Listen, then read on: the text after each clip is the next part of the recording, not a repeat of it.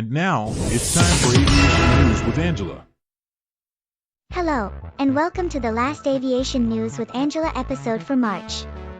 And welcome to the first Aviation News with Angela episode for the spring. During winter, I overcame a tough challenge, snow. This series is always sponsored by Oakland-San Francisco Bay Airport. However, with news articles like United's Media Day frenzy, JetBlue rumors abound, and much more, overcoming spring fever challenges while listening to these can be embarrassing. Now let's get this started without any embarrassments. First, we go to United shows off its new toys at Media Day. Wow! United Airlines held a Media Day this week, and it rolled out its fanciest new airplanes, including a surprise glow-up on even the lowly CRJ-200. In all, United will take on 250 new airplanes in the next 2 years, with the idea that if it takes all the capacity in Chicago, it might as well take all the airplanes also. The carrier said it plans to take delivery of the following: 40 787-9 Dreamliners with the so-called elevated interior, 33 of which will have 99 premium seats with the rest at a mere 83. 40 A321neo coastliners out of 50 total on order which, to be clear, will fly between the coasts and will not actually coast through the sky. 41 CRJ-450S which are a 41-seat, dual-class version of the CRJ-200. 28 A321XLR out of 50 total on order to fly primarily shorter European flights run by the B757 today. 119 B737 MAX which might even include the -10 when or if it ever gets certified. 18 A321neos in the regular configuration which sounds really boring after all those other airplanes. And a spokesperson for every other airline on Earth said they would collectively be waiting until 2028 to be able to take delivery of a plane again. United detailed the order in its press release in a performance of PR speak that even the North Korean Information Ministry would be impressed with. The CRJs are described as having a private jet experience for those traveling in first, while the A321XLRs had 3 seats taken out to include a snack bar at the back of the plane, a clear dig at American's configuration on the same airplane. We're so confident that'll last until the next economic downturn that we've pre-written the United removes snack bar to add seats to A321S story, so it's in the can for when the time comes, so stay tuned for that. For more on Media Day, see yesterday's post on crankyflier.com. Next, JetBlue keeps growing FLL while rumors swirl.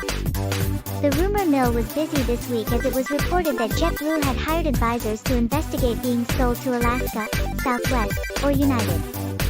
Obvious candidate American, we should note, was notably absent from that list. But while rumors spread like wildfire, JetBlue is just doing what it does best, growing Fort Lauderdale, Florida like crazy. JetBlue announced this week that starting in July, it will finally fulfill the dreams of all South Florida residents by beginning daily non-stop service from FLL to Cleveland, Ohio. In addition, it will increase frequencies from sub-daily to once daily on the far less exciting routes to Aruba, Norfolk, Virginia, and St. Martin. But wait, there's more. JetBlue will also add an extra daily flight to this laundry list of cities: Atlanta, Georgia; Jacksonville, Florida; Las Vegas, Nevada; Newark, New Jersey; Philadelphia, Pennsylvania; and Santo Domingo, Dominican Republic. This spirited increase in service further clarifies that JetBlue is hellbent on owning FLL, and it's doing a good job of trying to make that happen. Now, we have Air Canada Jazz, now Air Canada Express, CRJ-900 hits fire truck at LaGuardia, 2 killed. Upon landing at LaGuardia, an Air Canada Jazz, now Air Canada Express, CRJ-900 operating from Montreal, Quebec, Canada hit a fire truck that was crossing the runway at exactly the wrong time. The 2 pilots of the aircraft were killed and several others were injured. The vaunted Swiss cheese model of safety that has prevented so many accidents over the years failed this time. Both the Transportation Safety Board of Canada and the National Transportation Safety Board in the United States will be investigating to see where things went wrong. As is always the case, we expect there will be many failure points along the way that led to this tragic disaster. Those who jump to blame the air traffic controller should take a breath. We already know that the controller cleared the truck to cross the runway when he shouldn't have, but the truck also did not stop when the controller reversed course. Further, the truck didn't have a transponder on board, which also could have potentially prevented this accident. To top it all off, it was a late night with conditions undoubtedly impacted by the soaking wet airfield. As a matter of fact, I'll show you a picture of the aftermath. Here is the picture of the aircraft rescue and firefighting vehicle involved.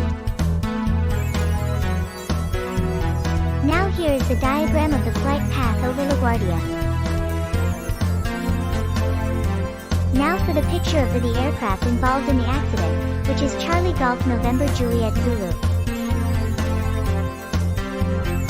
If you want to hear the LaGuardia Air Traffic Control communications and see the security camera footage of the actual crash, we'll get to it after I go through the next two news articles.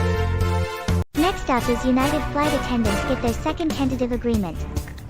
The week of United continues with more good news for the airline, as it has now reached a new tentative agreement on a contract with its flight attendants. The flight attendant negotiations have been lengthy and at times contentious. The previous tentative agreement reached last year was resoundingly rejected, but this agreement seems to address the biggest pain points from the last agreement, including pay for long-scheduled connections, restrictions on red-eyes, and hazard pay for all flights touching Newark, New Jersey. The union's negotiating committee takes this to leadership on April 1st, when they will have to convince them that this is not, in fact, a joke. If they approve, it will head to the membership on April 3rd, with voting taking place between April 23rd and May 12th. And finally, we have say hello to Montreal's newest metropolitan airport. Get ready! Since the whole Mirabel experiment was abandoned, Montreal has seen air service almost entirely consolidated at its Trudeau, formerly Dorval, airport. But get ready, because there's a new sheriff in town. The long-awaited, rebranded St. Hubert Airport on the east side of the St. Lawrence River is now Montreal Metropolitan, and it will have its first commercial flights from Porter on June 15. Porter is not starting small. In that first week, it will begin flying from the airport to Calgary, Charlottetown, Edmonton, Halifax, Hamilton, Moncton, Quebec City, St. John's, Toronto/City, Toronto/Pearson, Vancouver, and Winnipeg. This will instantly make Porter's operation at Metropolitan bigger than the one at Trudeau, though whether that makes it a profitable venture is far less certain. Porter is trying to recreate the convenience of Toronto's City Airport, just in a different city with an airport that's further away from downtown. But the small terminal will be attractive, especially to those who live closer to that area, and it should be a very nice passenger experience. Actually, on second thought, I'll reveal the Air Canada 8646 collision security camera video and ATC audio at LaGuardia after we deal with airline potpourri, or aviation odds and ends, with Carolina Ramirez, who doesn't know anything about this tragic event in the first place. Air Belgium retired its final A330-200, P2F. American continues to think about catching up to its competitors. Boeing's B787s have put on some weight. Delta is telling Congress they can suck it up until they fix their mess. Finnair was able to scrounge up an order with options for up to 46 C195 E2s that United overlooked. Hopscotch Air will partner with Euro Airlines to get started as it aims for Best New Partnership at next year's Cranky Network Awards. IAG is losing interest in tapping TAP. JetBlue pilots do not see blue sky as they sue over the United partnership. Porter is making award redemptions more costly. SAS joins the cool kids now that it has its first aircraft with Starlink flying.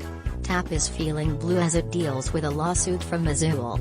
United will fly Chicago, Keflavik through winter so that Chicagoans can warm up. United has decided to tell people which rows are for relaxing on its airplanes. Virgin Atlantic spiffed up its clubhouse at Heathrow. Wizz is toying with the idea of installing Wi-Fi. Back to you, Angela. Thank you, Carolina. Before we end here, we'll review the security camera footage and ATC audio from the tragic LaGuardia collision that killed 2 pilots and injured around 40 passengers. Take a look, and after that, listen to the audio recording.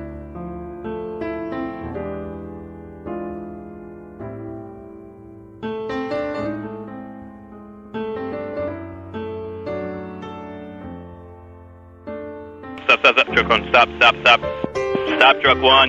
Stop. Stop, truck 1. Stop. Del 2603, go around. Runway heading 2000. Jet 646. Jet 646, I see you collide with a vehicle there. Just hold position. I know you can't move. The vehicles are responding to you now. Is the runway closed? Del 2603, go around. Runway heading 2000. Heading 2000, go around. Del 2603. See a tower. Truck 32, runway 4 is closed, correct? Yes, go on to runway 4 now. Proceed on runway 4, you have access. Tower, Carnet 0, runway 422 is closed at this time. 90, roger. LaGuardia Tower, vehicle 98. 98. 98. Vehicle 98. Vehicle 98, please show at this time. Runway 422 is closed. I repeat, runway 422 is closed at this time. Tower, Carnet 0, LaGuardia Airport is closed at this time. Del 2603, runway 3000, go to approach 20.8 now. 3000, over. South 3988, cross 13 at Romeo, left at Papa. South 3988, cross 13 at Romeo, left at Papa. We'll cross 13 on Romeo, left on Papa, southwest, 3988. 2603, 20.8, they're looking for you. Tower, Carnet 0, to reiterate, LaGuardia Airport is closed at this time. No aircraft in or out. Okay. Frontier 4195, you copy that? Alright, there's an incident on the field. We're closed right now. Just stand by. South 3988, proceed Bravo Kilo for lane 8. JetBlue 1199. Call us back in 10 minutes. There's been an incident on the field. The airport's closed right now. Rest in peace to the 2 pilots who were killed. And that concludes the episode of Aviation News with Angela and the entire March series. In April, we'll discuss more aviation articles. And here is my moment of levity. My mom gave the same advice my whole life. I spent decades thinking she didn't understand my situation. She understood my situation. This is Angela, signing off for this month. Goodbye for now.